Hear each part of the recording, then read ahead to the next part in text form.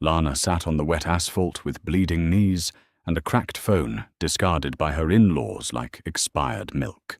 Having stripped her of her home, her dignity, and her late husband's name, they left her to the mercy of the unforgiving rain.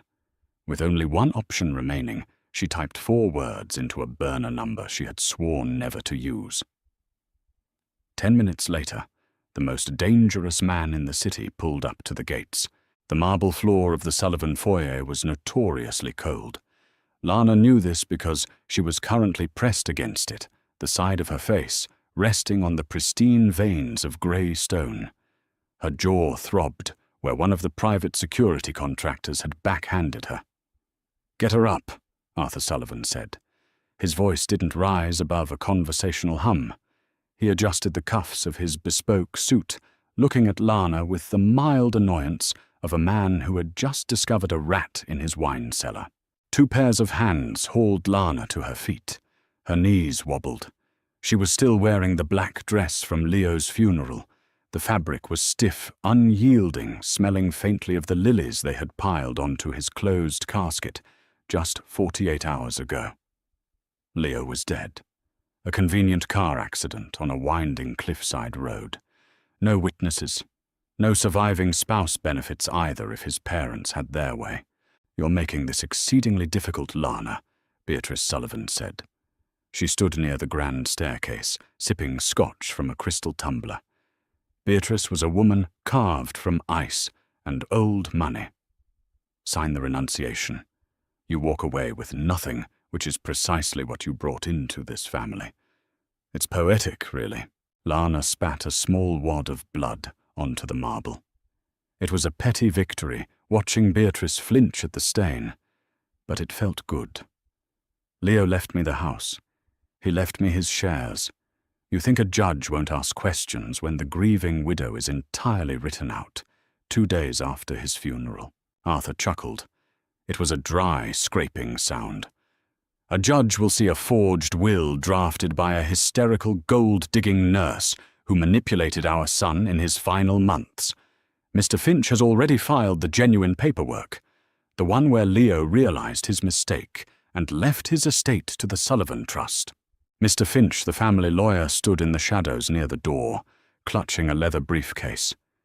He didn't meet Lana's eyes. Nobody in this house ever really looked at her except Leo. And Leo was in the ground.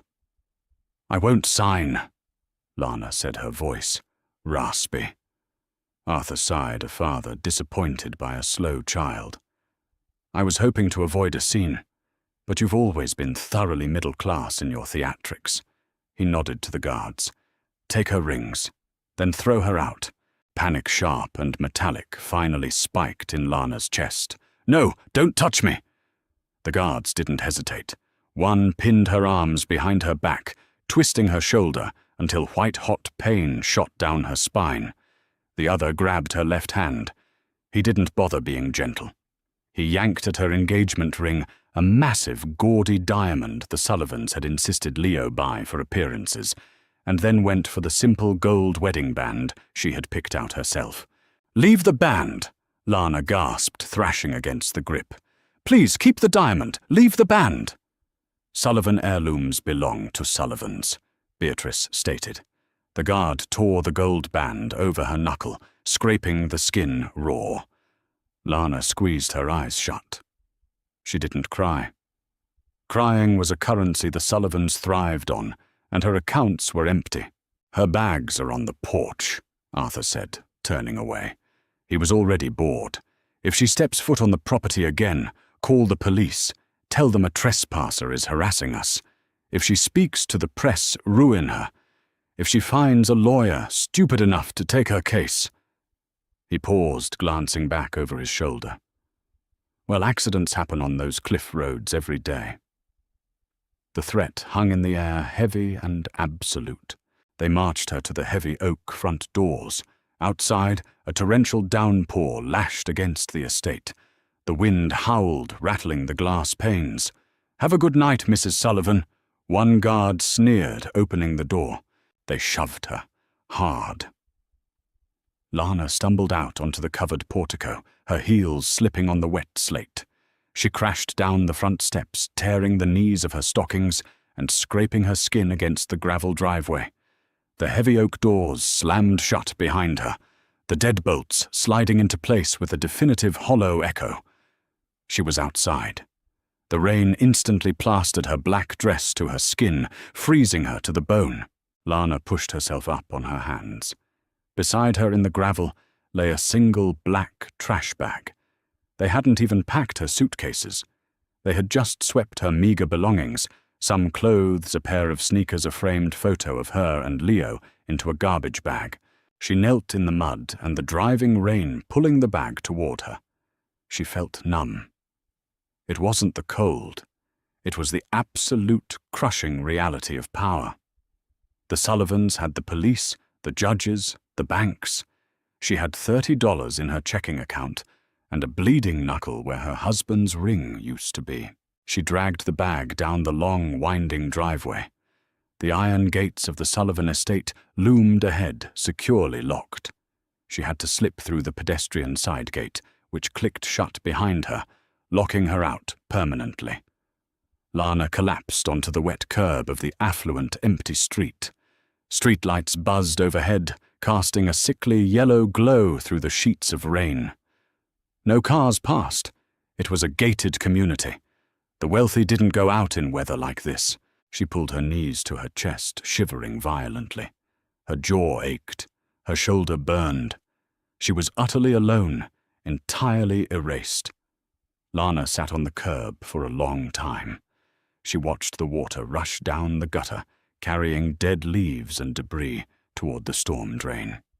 It was a fitting metaphor, though she was too cynical to appreciate the poetry of it. She dug into the pockets of her soaked coat. Her fingers brushed against a piece of plastic. She pulled it out. It was her cell phone, the screen fractured into a spiderweb pattern from the fall down the stairs. Miraculously, it still held a charge. She stared at the shattered glass, wiping the rainwater off with her thumb. She could call the police and say what the billionaires who owned the precinct threw me out of their house. She could call a friend. What friends? The ones Beatrice systematically alienated over the last 2 years. She had a sister in Ohio, but a bus ticket cost money she didn't have, and the Sullivans would simply freeze whatever assets she tried to touch. Arthur wasn't joking about the cliffside accidents. If she fought them legally, she'd be dead before the deposition. Her thumb hovered over her contacts. It scrolled past the A's, the B's, down to the H's.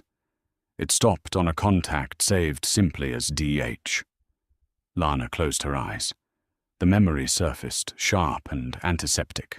3 years ago, she was working the graveyard shift at St. Jude's ER. It was 3 a.m., the hour when the city's worst secrets bled into the hospital. A man had walked through the ambulance bay doors. He didn't come in an ambulance.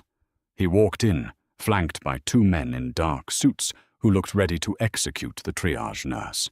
The man in the center was tall, broad-shouldered, wearing a cashmere coat completely ruined by the blood pouring from his abdomen. He hadn't spoken.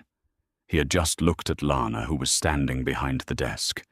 His eyes were dark, devoid of panic, radiating a cold, terrifying authority. The hospital went into lockdown. The suits demanded a doctor, no records, no cops. The on-call surgeon froze, stammering about protocols. Lana hadn't frozen. She was pragmatic. A man was bleeding out. She bypassed the red tape, shoved the surgeon out of the way, and got the man into trauma room 1. She clamped the artery herself while the doctor hyperventilated. She didn't ask questions. She didn't log his name into the system. She just worked her hands, slick with his blood, until the bleeding stopped. When he woke up hours later, in a private room, Lana had been checking his vitals. "You didn't call the cops," he had said. His voice was like gravel scraping over iron, deep, quiet. "Cops make paperwork," Lana had replied, checking his IV. "I hate paperwork." He had studied her, not with gratitude, but with calculation, assessing her worth, assessing her risk. "What's your name?" "Nurse Gallagher," she said. "Lana," he corrected, reading her badge. He reached into his coat pocket, the coat draped over the chair, and pulled out a sleek black card with nothing but a phone number embossed on it. He held it out to her. "I don't take tips," she had said. "It's not a tip. It's a debt," he replied. "Brennan Hayes pays his debts. You need something. Anything. A problem goes away. A door opens. You call this. Once. Then we're even." She had taken the card. She knew who Brennan Hayes was. Everyone in the city knew. He wasn't a gangster who wore flashy suits and shot up restaurants. He was the undercurrent of the city. He owned the shipping yards, the unions, the judges that the Sullivans didn't. He was a ghost who commanded an army. She had programmed the number into her phone and burned the card. She told herself she would never use it. Getting involved with the Hayes Syndicate was a different kind of death sentence, but sitting here now, shivering on the curb, tasting her own blood, the calculus changed. The Sullivans thought they owned the world. They thought they were the predators, and she was the prey. Lana didn't want justice anymore. Justice was a fairy tale for people with money. She wanted survival, and maybe a tiny dark part of her wanted revenge. She tapped the contact. DH. The screen flickered. The rain dripped onto the glass, registering as phantom touches. She shielded the phone with her body, opening a blank text message. "What do you say to a mafia boss? Help me, I'm stranded. Too pathetic." She typed carefully, her fingers stiff from the cold. "I need a door opened." She stared at the words. It felt insufficient. She deleted it. She needed him to know it was her. She needed him to know the severity. She typed St. Jude's ER, calling in the debt. She hit send. The green bubble popped up. Delivered. Lana dropped the phone into her lap and put her head in her hands. The adrenaline was fading, leaving behind a hollow, aching exhaustion. It was a stupid idea. 3 years had passed. He probably changed his number. He probably didn't remember her. Even if he did, why would he drive out to the affluent suburbs in a monsoon for a widowed nurse? 5 minutes passed. Nothing. 7 minutes. Lana laughed softly, a bitter, broken sound that carried down the empty street. "Stupid," she muttered. She grabbed the black trash bag, intending to start walking. Maybe she could find a gas station. Maybe she could sleep in a bathroom stall. Crunch. Footsteps on the gravel behind the iron gates. Lana turned her head. Through the wrought iron bars, she saw the 2 Sullivan security guards walking down the driveway, shining heavy-duty flashlights through the rain. "She's still here," one of them called out.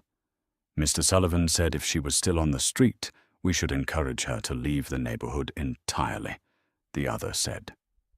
The beam of the flashlight hit Lana directly in the eyes, blinding her. "Looks like you need some encouragement, sweetheart." They approached the gate. A set of keys jingled. They were coming out. Lana scrambled backward, her hand slipping in the mud. She couldn't fight 2 grown men. She barely had the energy to stand. "Leave me alone. I'm off the property. This whole street is the property." The first guard laughed, sliding the key into the pedestrian gate lock.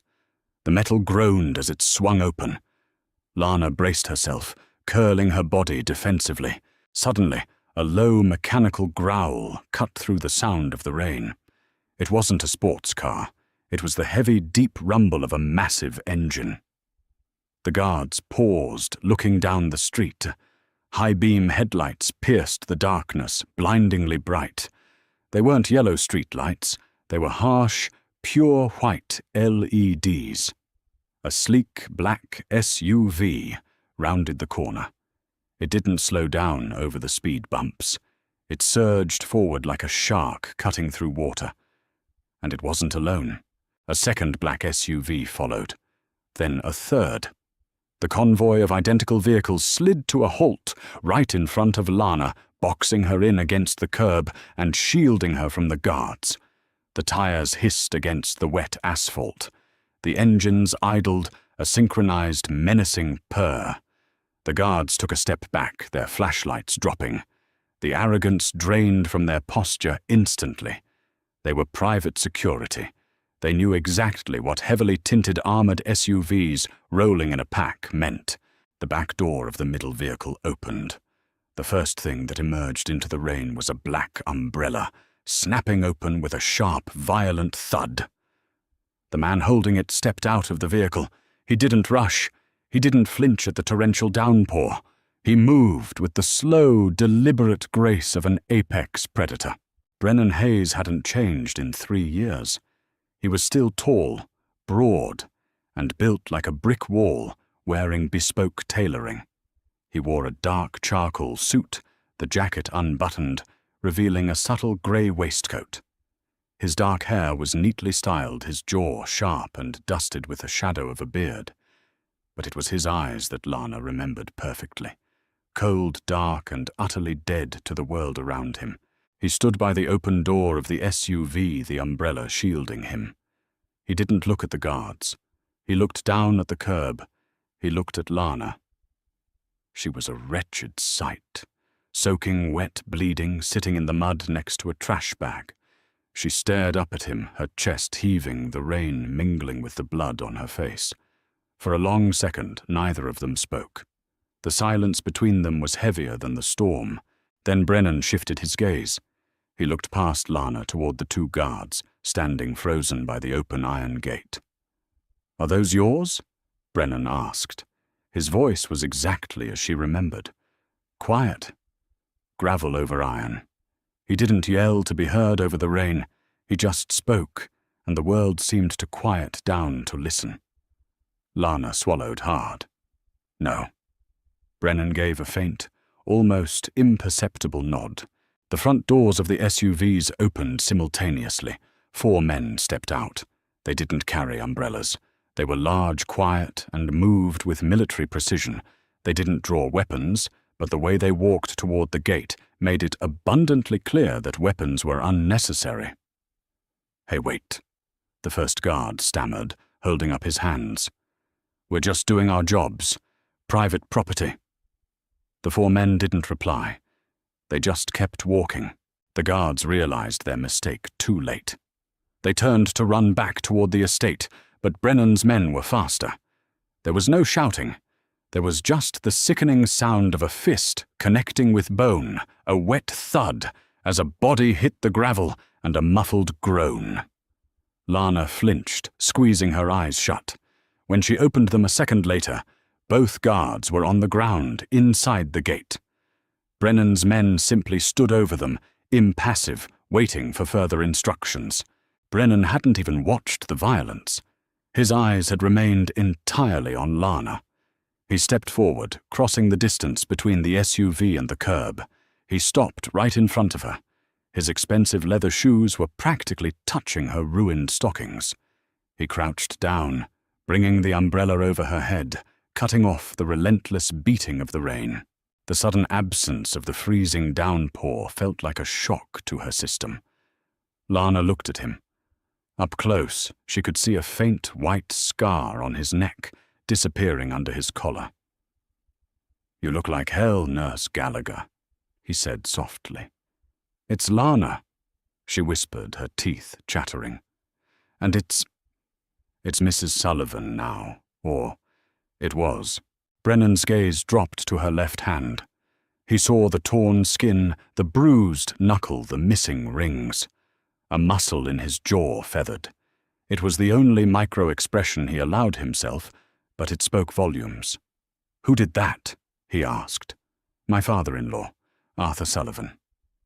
Lana took a shaky breath, forcing herself to hold his gaze. She couldn't show weakness now. Not to this man. "They threw me out. They took everything. They said if I fight them, I'll have an accident. Brennan's dark eyes stared into hers. He was reading her just like he had in the ER, weighing the situation, calculating the angles. The Sullivans were powerful, legitimate billionaires. Crossing them meant corporate warfare police, scrutiny, political blowback. I have nothing, Lana said, her voice cracking for the first time. She hated herself for it. I have absolutely nothing to pay you with. The debt was for a favor. I didn't mean to drag you into a war. Brennan reached out. His large hand, warm and calloused, brushed a wet strand of hair out of her eyes. The gentleness of the gesture was so at odds with the brutal efficiency of the men standing just a few feet away that it made Lana's breath catch. I decide what a debt is worth, Brennan said. He stood up, shrugging off his charcoal suit jacket. He draped it over Lana's shoulders. The heavy wool was radiating his body heat, smelling of rain-expensive cedar cologne and something distinctly metallic. He offered her his hand. Lana looked at it. Taking that hand meant crossing a line. It meant stepping out of the brutal but predictable world of the Sullivans and into the shadows of the Hayes Syndicate. There were no laws where he operated, only loyalty and blood. She placed her bruised hand in his. His grip was firm, pulling her effortlessly to her feet. Her legs buckled slightly, but he caught her elbow, steadying her against his side. The bag, Lana mumbled, pointing to the black trash bag in the mud. My things. Brennan glanced at one of his men by the gate.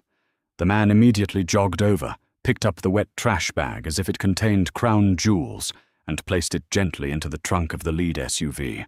Brennan guided Lana toward the open back door of his vehicle.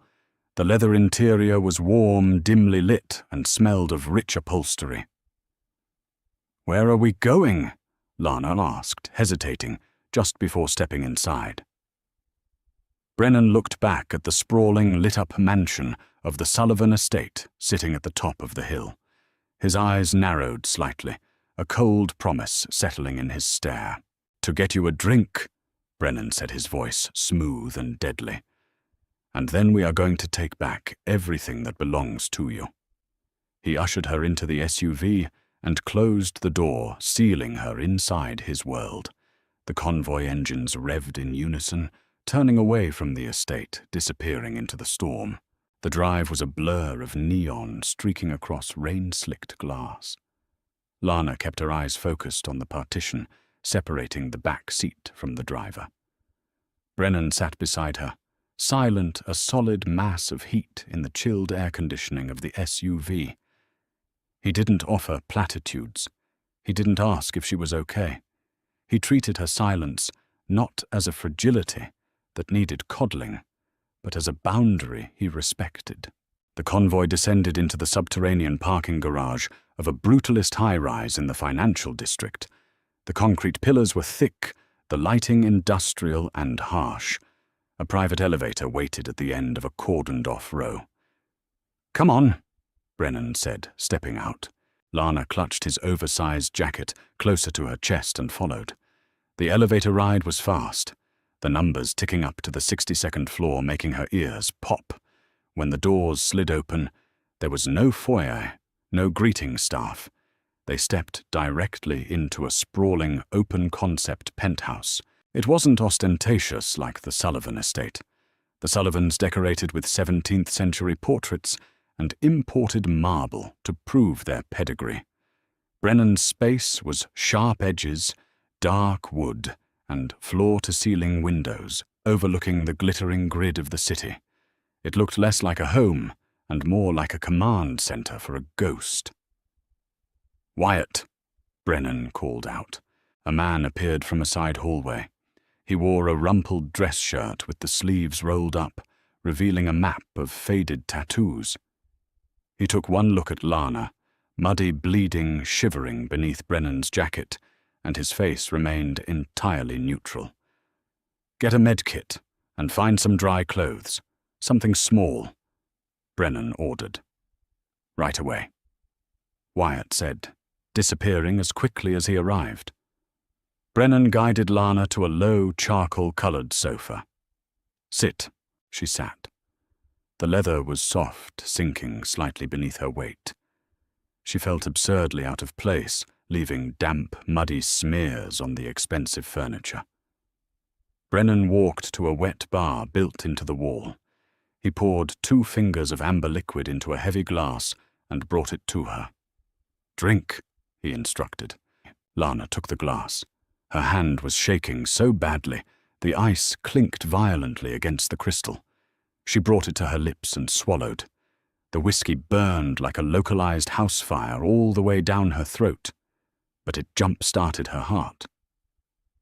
The shivering began to subside.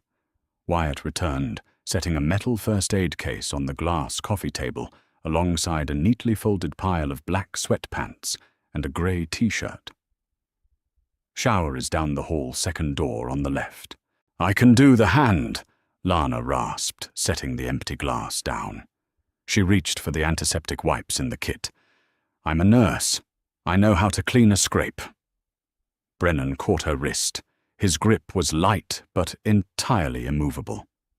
"Your hands are shaking, Lana. Let me." She froze.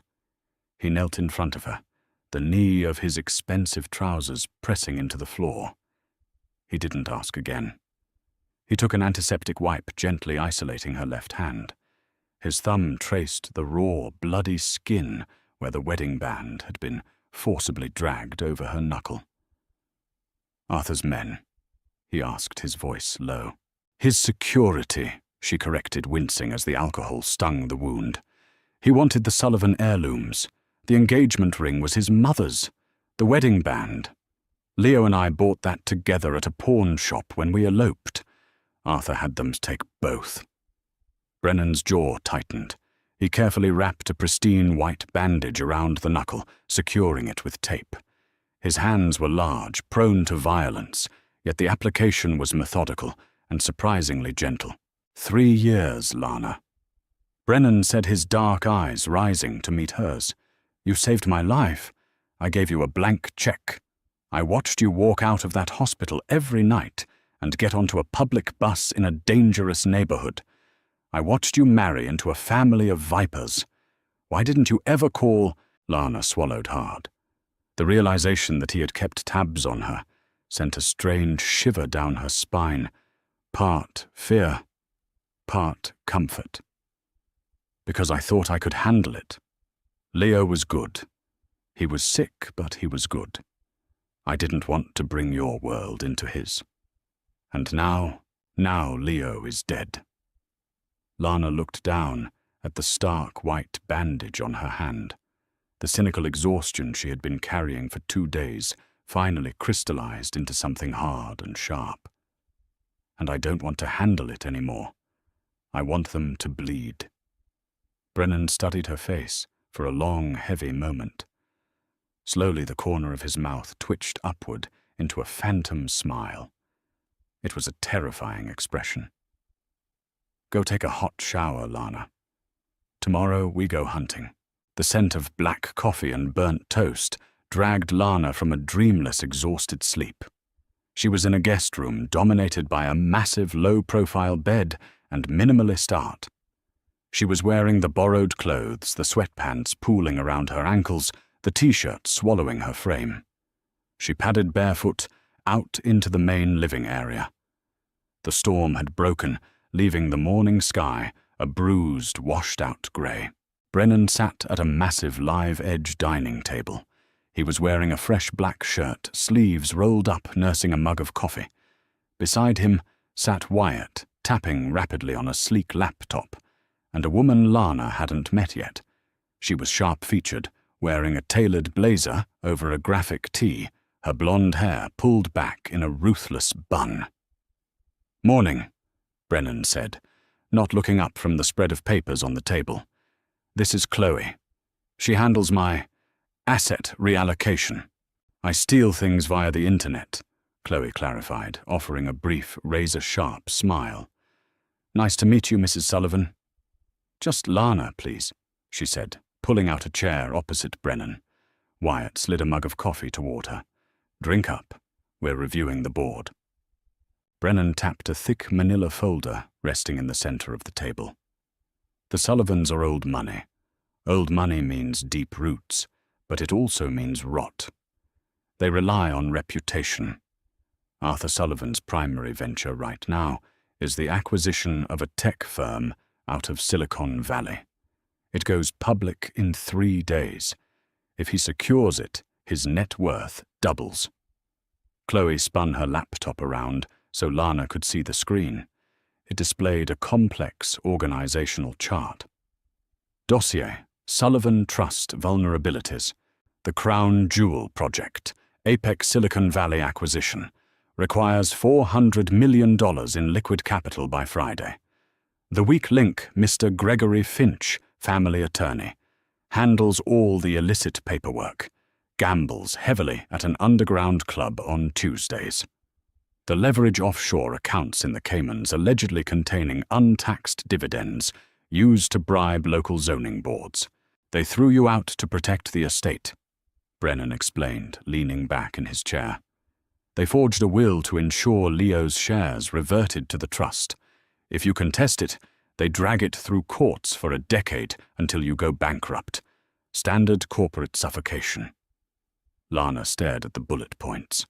Her mind shifted gears, peeling away the grief and slipping into the analytical pragmatism that made her a brilliant triage nurse. "Finch forged the will," Lana said quietly. "Leo was on heavy doses of hydromorphone the last month of his life. He couldn't even hold a pen, let alone draft a cohesive legal document revoking a previous will." "Can you prove it?" Wyatt asked. "I don't have his medical charts," Lana admitted, frustrated. "They barred me from the hospital wing during his final hours. Arthur brought in a private concierge doctor, Dr. Aris Thorne." Chloe supplied, pulling up a photo of a slick-looking man in a lab coat. "Notorious for writing whatever prescriptions his wealthy clients want." "Leo didn't trust him," Lana said, a memory sparking. She sat forward, planting her elbows on the table. "Wait. Leo knew his father was hovering. He knew Arthur hated me. A week before he died, Leo had a lucid day. He told me he secured a failsafe." Brennan's eyes locked onto hers, entirely focused. "What failsafe?" "A safety deposit box, not at a bank. At the municipal post office, under an alias. He said if anything happened, the key was the only thing that mattered." She looked down at her bandaged hand. The blood drained from her face. "The key. It was welded to the inside of my wedding band. The one Arthur's guard ripped off my finger." The room went dead silent. Brennan slowly lowered his coffee mug to the table. The soft clink sounded like a gunshot in the quiet room. "Arthur has the ring," Brennan stated. It wasn't a question. "He probably doesn't know about the key," Lana said, her pulse quickening. "It just looks like a thick, reinforced band. He took it out of spite." Brennan looked at Wyatt. "Where is Arthur Sullivan this morning?" Wyatt typed for 3 seconds. "Breakfast meeting at the Sterling Club, discussing the final bridge loan for the Apex acquisition with the board of directors. Finch is with him." Brennan stood up. The relaxed, calculating atmosphere evaporated, replaced instantly by the cold, heavy gravity he had carried in the rain the night before. He didn't look angry. That was what made him terrifying. He looked entirely indifferent to the destruction he was about to cause. "Wyatt, pull the cars," Brennan ordered. He looked down at Lana. "Finish your coffee." "Where are you going?" she asked. "To get your ring back." The Sterling Club was a monument to exclusionary wealth. Housed in a heritage building downtown, it smelled of cigar smoke, leather-bound books, and multi-generational arrogance. The waitstaff moved like ghosts, trained never to interrupt the flow of capital being negotiated over eggs Benedict. Arthur Sullivan sat at a round corner table in the private dining room. Mr. Finch sat to his right, furiously typing on a tablet. 3 board members sat opposite them, nodding along to Arthur's measured, confident baritone. "The Apex deal closes on Friday," Arthur said, slicing into a piece of perfectly seared steak. "The slight delay regarding my late son's estate has been entirely resolved. The capital is liquid. There are no loose ends." "And the widow?" one board member asked carefully. Arthur waved his fork dismissively. A momentary lapse in Leo's judgment. She has been removed from the board and the premises. She lacks the resources to mount a legal challenge. You won't hear from her again. The heavy mahogany doors of the private dining room swung open. No staff announced the new arrival. In fact, the 2 burly club bouncers who normally guarded the door were visibly absent. Brennan Hayes walked into the room. He was wearing a tailored navy suit that fit perfectly, no tie, the top 2 buttons of his shirt undone. He didn't strut. He walked with the relaxed, predatory stroll of a man who owned the floorboards beneath his feet. Behind him walked 2 of his men. They closed the heavy doors with a decisive click, locking out the rest of the club. Arthur looked up, irritation flashing across his face. "This is a private room. Who let you in here?" Finch, however, had stopped typing. The color drained from the lawyer's face so fast, he looked as though he might faint. He recognized the man. Everyone who operated in the city's grey areas knew the ghost. "Mr. Sullivan." Brennan said, his voice a low rumble that easily carried across the large room. He pulled out an empty chair opposite Arthur and sat down uninvited. "Enjoying your breakfast?" "I am calling security," Arthur snapped, reaching for the small silver bell on the table. Brennan didn't move to stop him. He just watched. Arthur rang the bell. Nothing happened. He rang it again, harder. Security had a sudden shift in priorities. Brennan informed him smoothly. He rested his hands on the white linen tablecloth. "As did your valet, your driver, and the local precinct captain you paid to patrol your gated community." Arthur's eyes narrowed. The arrogance remained, but a sliver of caution finally bled in. "Who are you?" "My name is Brennan Hayes. I'm here representing a mutual acquaintance, Lana Gallagher." Arthur let out a harsh, barking laugh, tossing his napkin onto his plate. "The nurse, of course. She finds herself in the gutter and immediately opens her legs to the nearest thug, willing to play white knight. Listen to me, Mr. Hayes. I don't care what street corner you run. You are entirely out of your depth here. Leave before I ruin you." The 3 board members shifted uncomfortably. One of them slowly stood up. "Arthur, perhaps we should reschedule." Brennan didn't look at the board members. He kept his dark, dead eyes fixed on Arthur. "Sit down." He didn't yell. He didn't raise his voice, but the command was absolute. The board member immediately sank back into his chair, sweating profusely. Brennan reached into his jacket pocket and pulled out a small velvet bag. He dropped it onto the table. It landed with a heavy metallic thud. "Last night," Brennan said, his tone conversational, "your men assaulted my client. They stole 2 rings from her left hand. I want the gold band back." "I have no idea what you're talking about," Arthur sneered. "Those rings belong to the Sullivan Trust." Brennan sighed. It was a soft, disappointed sound. He nodded to the man standing by the door. The man stepped forward, dragging something heavy from the shadows of the hallway. It was one of the security guards from the estate the night before. His face was a swollen, purple mess, and his arm was hanging at a deeply unnatural angle. The man dumped the guard onto the pristine carpet. The board members gasped. Finch pressed himself into his chair, trying to become invisible. "He says he gave the rings to you at 2 a.m., Brennan said. Arthur stared at the broken man on the floor. For the first time, genuine fear cracked his icy facade. He looked at Brennan, finally realizing the caliber of the monster sitting across from him. "You're insane," Arthur whispered. You think you can walk into the Sterling Club and threaten me for a piece of cheap gold? I don't threaten Arthur." Brennan leaned forward, entirely invading Arthur's space. The smell of cedar and cold iron seemed to suffocate the table. "You have 30 seconds to put the gold band on this table. If you don't, I will have Chloe wipe your offshore Cayman accounts. Yes, I know about the untaxed dividends. Then I will take Mr. Finch here for a long drive to discuss how one forges a dead man's signature." Finch whimpered. 10 seconds, Brennan said. Arthur's chest heaved. The calculation was visible in his eyes.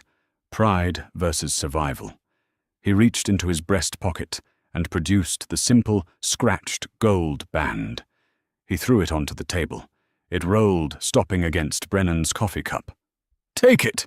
Arthur spat. "But you tell that gold-digging whore that she gets nothing else. The will is ironclad. She's penniless." Brennan picked up the ring. He held it up to the light, inspecting the thick, reinforced interior, confirming Lana's suspicion. He slipped it smoothly into his pocket. He stood up, adjusting his suit jacket. He looked down at Arthur with an expression of profound pity.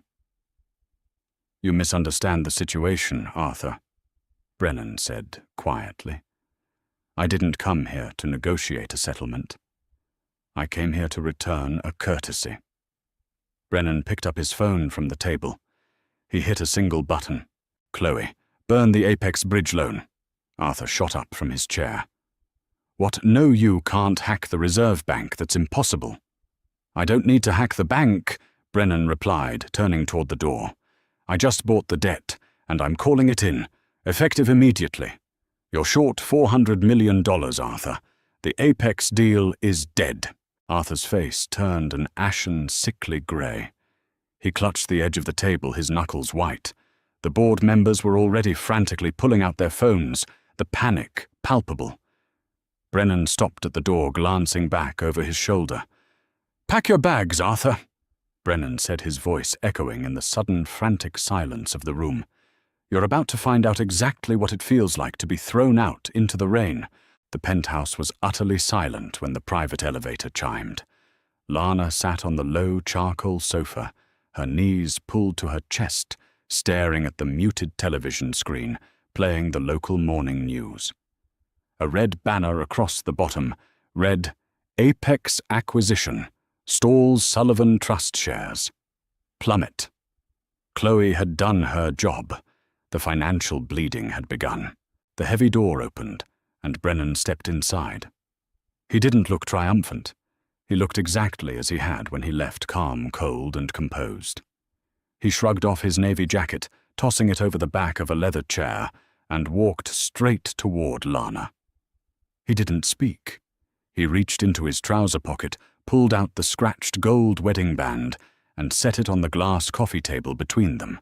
Lana exhaled a breath she didn't know she was holding. Her uninjured hand reached out, trembling slightly, to pick it up. The metal was still faintly warm from his pocket. She ran her thumb over the familiar nick on the edge, a scratch Leo had put there the day they moved a heavy oak dresser into their first apartment. "He just gave it to you?" Lana asked, her voice barely a whisper. "Arthur is a man who understands leverage," Brennan said, sitting in the armchair opposite her. He rested his elbows on his knees, leaning forward. He chose his empire over a piece of spite. Unfortunately for him, he lost both. Wyatt emerged from the hallway, carrying a small black canvas tool roll. He set it down next to the ring and unrolled it, revealing a row of precision instruments, micro-torches, jeweler's saws, magnifying loupes, and fine-tipped pliers. "You said the key was inside the band," Wyatt stated, snapping a pair of latex gloves onto his hands. "It's a thick casting. Looks solid. But there's a seam on the inner rim. Barely visible unless you know what to look for." Leo knew a guy in the jewelry district, Lana explained, watching Wyatt fit a jeweler's loupe to his right eye. "He paid in cash. Told me never to take it off." Wyatt clamped the ring into a small desktop vise, padded with leather. He ignited a micro-torch, the blue flame hissing sharply in the quiet room. The outer shell is low-carat gold, harder. The inner lining is likely a softer amalgam. If I heat the seam, the solder should melt before the ring warps. Lana watched the blue flame kiss the gold. The smell of hot metal and scorched carbon filled the air. She felt a strange detachment, watching the physical symbol of her marriage being dismantled. But this wasn't destruction. It was an extraction.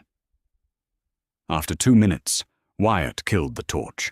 He took a pair of ultra-fine pliers and wedged them into the microscopic gap on the inner rim. With a sharp twist of his wrist, a crisp crack echoed.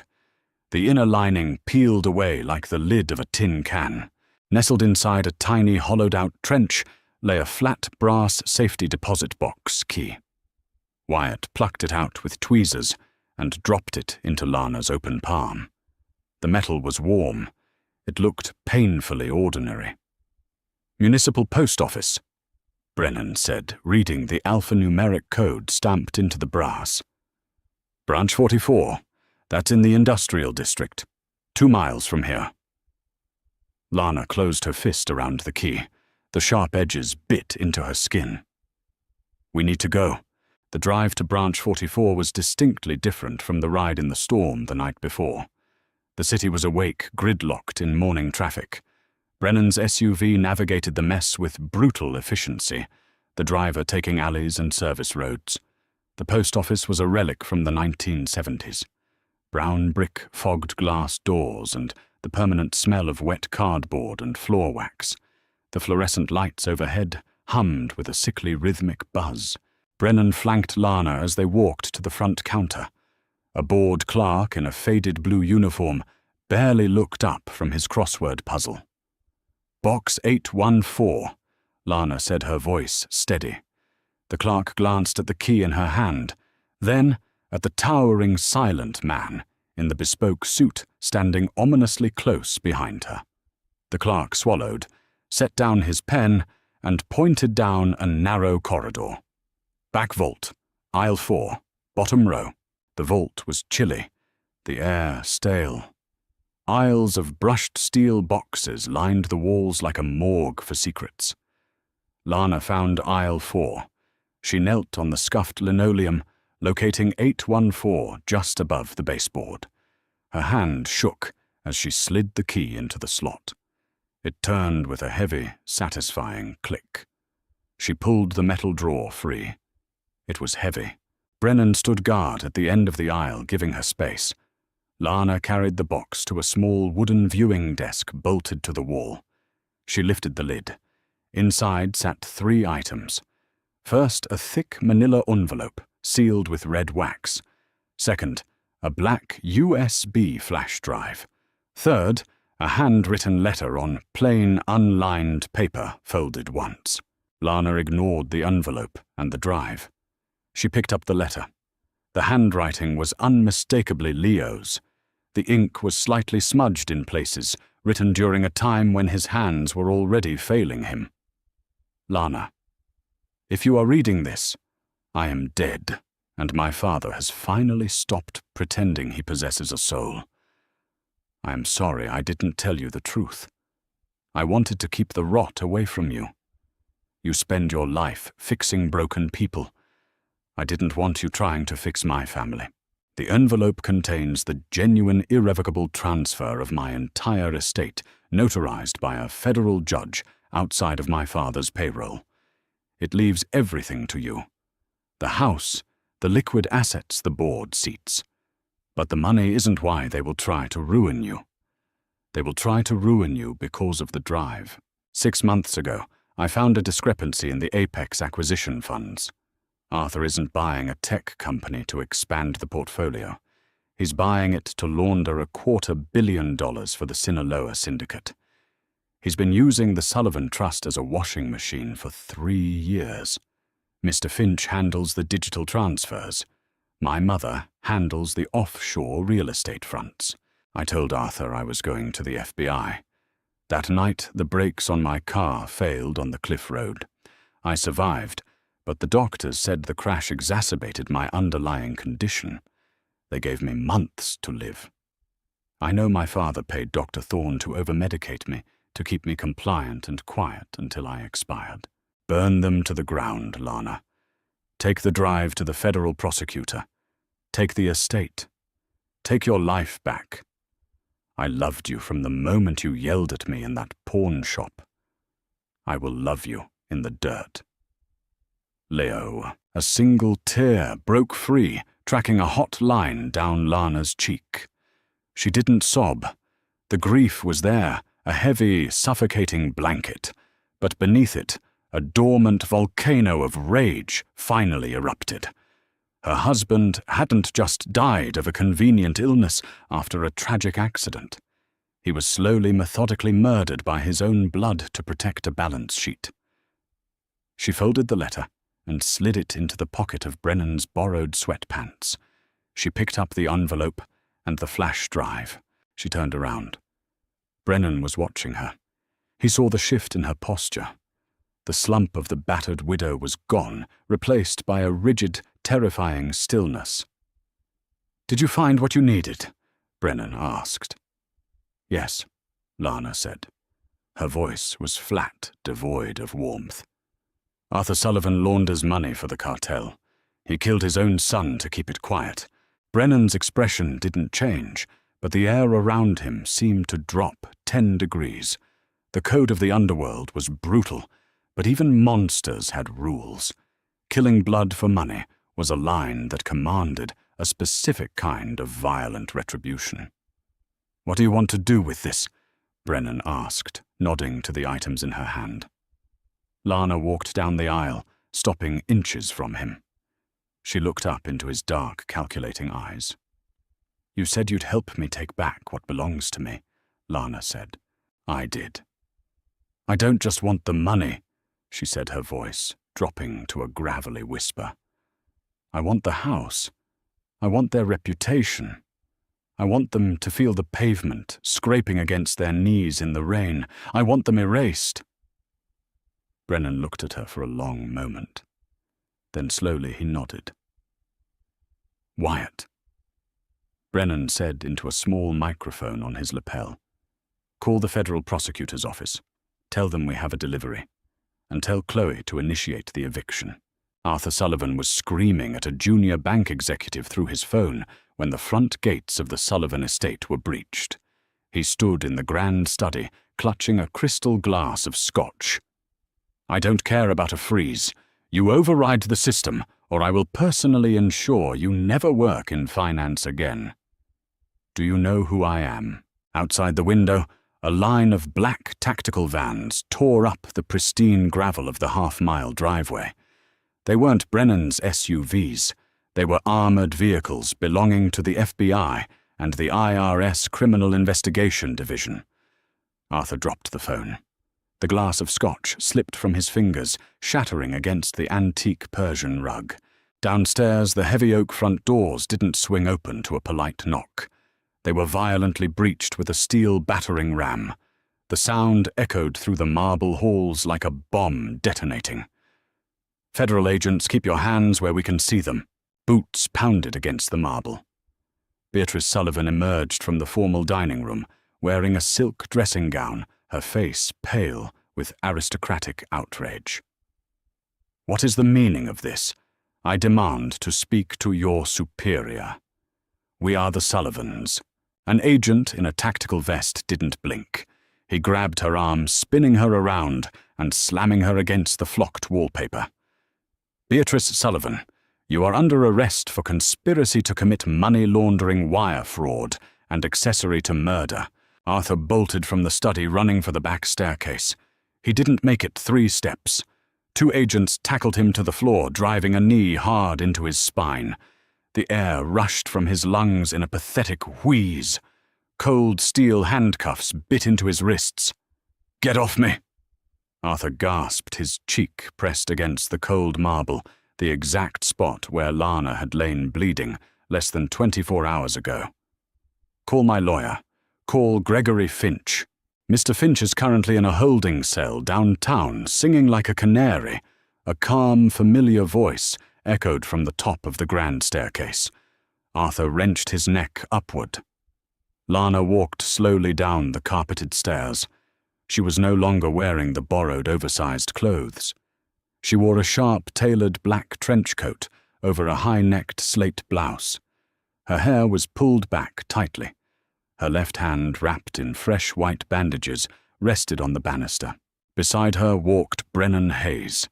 He moved like a shadow tethered to her side, silent and dominant. Lana. Arthur spat, struggling against the agents. You filthy little rat. You forged documents. You planted evidence. I didn't have to plant anything, Arthur, Lana said, stopping 3 steps from the bottom. She looked down at him. There was no gloating in her eyes, only a cold, clinical detachment. Leo kept receipts, every offshore transfer, every intercepted email to Dr. Thorne. He put it all on a drive and locked it away. Beatrice, pinned against the wall, let out a ragged, hysterical sob. You killed him. You killed my son. Lana turned her gaze to Beatrice. The older woman flinched. Your son died because you cared more about a balance sheet than his life, Lana said softly. He died knowing his parents were monsters. This estate belongs to the trust, Arthur yelled, spittle flying from his lips. You can't take this. We have judges. The judges you bought are currently being investigated by the Department of Justice. Brennan intervened, his voice effortlessly cutting through the chaos. As for the estate, he looked at Lana. Lana pulled a thick, legally bound document from her coat pocket. The red wax seal of the federal court was clearly visible. The genuine will was filed and processed an hour ago, Lana stated. She tossed the document. It landed on the marble floor inches from Arthur's face. The house, the accounts, the shares, they belong to me. This is my property. Arthur stared at the document. The fight drained out of him, replaced by a hollow, gaping realization. His legacy, his power, his immunity evaporated in a single afternoon. Take them out, the lead federal agent ordered. The agents hauled Arthur and Beatrice to their feet. There was no dignity left. They were dragged toward the breached front doors. Lana walked down the remaining steps, following them to the threshold. She stood in the doorway, the afternoon sun, casting long, sharp shadows across the portico. Arthur, Lana called out. Arthur, being shoved toward a waiting tactical van, looked back over his shoulder. His suit was wrinkled, his hair disheveled. He looked small, he looked old.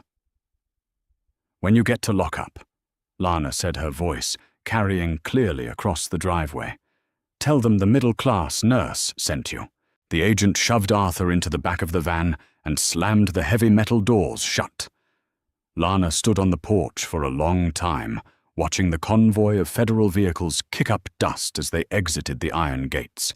The silence that fell over the estate was absolute. The Sullivans were gone. The rot had been excised.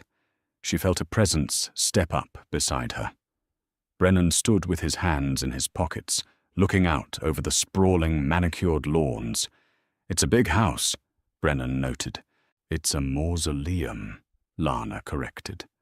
She turned away from the driveway, looking back into the foyer. The marble felt different now. It didn't feel oppressive. It just felt like stone. I'm selling it. Every painting, every rug, every acre. The money goes to the oncology ward at St. Jude's. Brennan's mouth quirked into that rare phantom smile. Arthur will likely have an aneurysm in his cell when he hears that. Good. Lana finally let her shoulders drop. The crushing weight of the last 3 days began to lift, leaving behind a profound, aching exhaustion. She looked at her bandaged hand. I owe you. You didn't just open a door. You brought down a fortress. Brennan turned to face her entirely. He didn't step closer, but his gaze was heavy, anchoring her in the space between them. The debt is settled, Lana, Brennan said. You asked for help. You got it. We are even. Lana searched his face. The coldness was still there, the armor he wore to survive in a world of violence. But beneath it, she saw the same recognition she had seen in the emergency room 3 years ago. 2 pragmatic, damaged people who understood exactly how brutal the world could be. "So I just walk away?" Lana asked softly. "You're a wealthy woman now, Mrs. Sullivan. You have a clean slate. You can go anywhere, be anyone." "I don't want to be Mrs. Sullivan," she said. "And I don't run." Brennan remained silent, waiting. "You tore down Arthur's legitimate empire." Lana continued, stepping slightly closer. "But the power vacuum he left behind is massive. The shipping contracts, the board seats the legitimate real estate. Someone is going to swoop in and take it. Someone worse." "That is the nature of the ecosystem," Brennan agreed. "Unless someone takes it first," Lana said. Brennan's eyes narrowed slightly, a spark of genuine curiosity cutting through his stoicism. "You're a nurse, Lana." "I was a nurse," she corrected. "Now I'm the majority shareholder of a holding company worth hundreds of millions of dollars. But I don't know the board members. I don't know the players. And I certainly don't have the muscle to keep the wolves out while I restructure the legitimate assets." She held his gaze, refusing to back down. The fear she used to feel around him was gone. It had burned away in the fire of the last 3 days. "I need a partner, Brennan." The silence stretched on. The wind rustled the ancient oak trees lining the driveway. Brennan looked at this woman. She had walked into his hospital, bleeding, stitched him up without blinking, married into a nightmare, survived it, and just orchestrated the complete destruction of one of the most powerful families in the city. She wasn't just a survivor. She was a weapon that had finally figured out how to pull her own trigger. "My world is dark, Lana," Brennan warned softly, his voice a low rumble. "Once you step fully into it, there is no stepping out. It stains your hands permanently." Lana looked down at her left hand. She gently peeled back the edge of the white bandage, revealing the raw red skin beneath. It hurt, but it was healing. The ring was gone. The chains were broken. She looked back up at him. "My hands are already stained. I just want to make sure the right people bleed next." Brennan stared at her for a long, heavy moment. Slowly he reached out. He didn't grab her wrist this time. He opened his palm, offering it to her. "We restructure tomorrow," Brennan said. Lana placed her hand in his. His grip was firm, hot, and unbreakable. 3 months later. The rain returned to the city, slicking the asphalt and reflecting the harsh neon of the financial district. Lana sat at the head of a long mahogany table in a high-rise boardroom. She wore a tailored charcoal suit that mirrored the storm outside. Her hair was cut sharply to her shoulders, her posture impeccable. The bandage on her left hand was long gone, leaving only a faint, silvery scar across her knuckle. Around the table sat 8 men in expensive suits. They were the remaining board members of the former Sullivan Trust, now rebranded as the Gallagher Holding Group. They were sweating. The logistics division in the harbor is bleeding capital. A portly man named Hendricks stammered, wiping his brow with a silk handkerchief. "The local unions are refusing to load the cargo unless we renegotiate the pension plans. Arthur never gave in to them. We shouldn't either." Lana tapped an expensive silver pen against the leather blotter in front of her. The rhythmic tapping was the only sound in the room. Arthur Sullivan went to federal prison because he prioritized a spreadsheet over human beings. Lana said, her voice calm, devoid of the shrill panic these men were used to dealing with. "The harbor workers are the spine of our supply chain. You don't break the spine and expect the body to walk." "But the profit margins," Hendricks started, "are irrelevant if the ships don't move." Lana cut him off effortlessly. The heavy glass doors of the boardroom swung open. The room instantly went dead silent. Brennan Hayes walked in. He wasn't on the board, he didn't hold a title on paper, but every man in the room knew exactly who he was, and they knew exactly who stood behind the new chairwoman of the company. Brennan wore a dark three-piece suit, moving with that same quiet, predatory grace. He walked around the perimeter of the table, his dark eyes casually sweeping over the terrified executives. He stopped just behind Lana's chair, resting one large hand on the back of the leather seat. It was a simple gesture, utterly dominant, entirely protective. "Is there a problem with the harbor logistics, Hendricks?" Brennan asked. His voice was a low hum, barely above a whisper, yet it seemed to vibrate against the glass walls. Hendricks swallowed so hard it was audible. He looked from Brennan to Lana, finally understanding the true dynamic of the new regime. "No," Hendricks squeaked. "No problem at all, Mr. Hayes. I'll draft the new union proposals this afternoon. We will meet their pension demands. See that you do," Lana said, setting her pen down. Meeting adjourned. The board members scrambled to pack their briefcases, filing out of the room as quickly as dignity allowed. They didn't make eye contact with Brennan on the way out. When the heavy glass doors clicked shut, Lana let out a long, slow breath. She leaned back in her chair, closing her eyes. "You enjoy terrifying them?" Lana noted a faint hint of amusement, coloring her exhaustion. Brennan moved from behind her chair and sat on the edge of the long table looking down at her. "Fear is a highly effective motivator. But they aren't afraid of me, Lana. They're afraid of you. I'm just the loaded gun sitting on the desk." Lana opened her eyes looking up at him. The dynamic between them had shifted over the last 3 months. It wasn't just a business partnership. It was a gravitational pull. They spent their days dismantling the corrupt remnants of Arthur's empire, and their nights in Brennan's penthouse, poring over ledgers, drinking scotch, and existing in a comfortable, heavy silence that neither of them had ever found with anyone else. There were no flowery declarations. There were no cliché romantic overtures. They were two wolves circling the same territory, slowly realizing they ran better as a pack. "The sale of the Sullivan estate finalized this morning," Lana said quietly. "The money transferred to St. Jude's at noon." Brennan reached out his thumb, gently tracing the faint scar on her knuckle. It was an intimate, grounded touch. "How does it feel?" "Like I can finally breathe," she admitted. She looked at his hand, large and calloused, resting against her skin. She didn't pull away. Instead, she turned her hand over, lacing her fingers through his. Brennan's dark eyes locked onto hers. The stoicism he wore like armor, cracked just a fraction, revealing a fierce, possessive warmth beneath. He leaned down, his face inches from hers.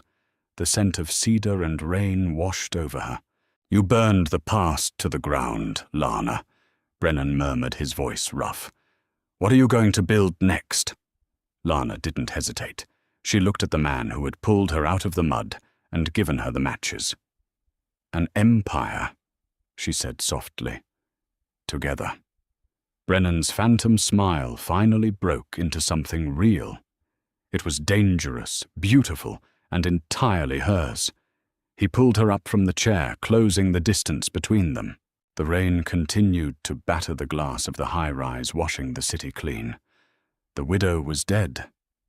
The queen had arrived, and the most dangerous man in the city was standing right beside her.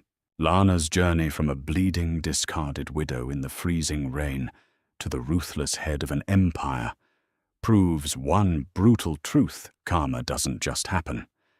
Sometimes you have to drag it out of the shadows yourself. She didn't just survive her in-laws' betrayal. She dismantled them piece by piece alongside Brennan Hayes. Two damaged people found exactly what they needed in the wreckage. If you loved this slow burn, gritty revenge drama, hit that like button right now. Share this video with someone who loves dark romance, and subscribe to the channel for more unforgiving stories.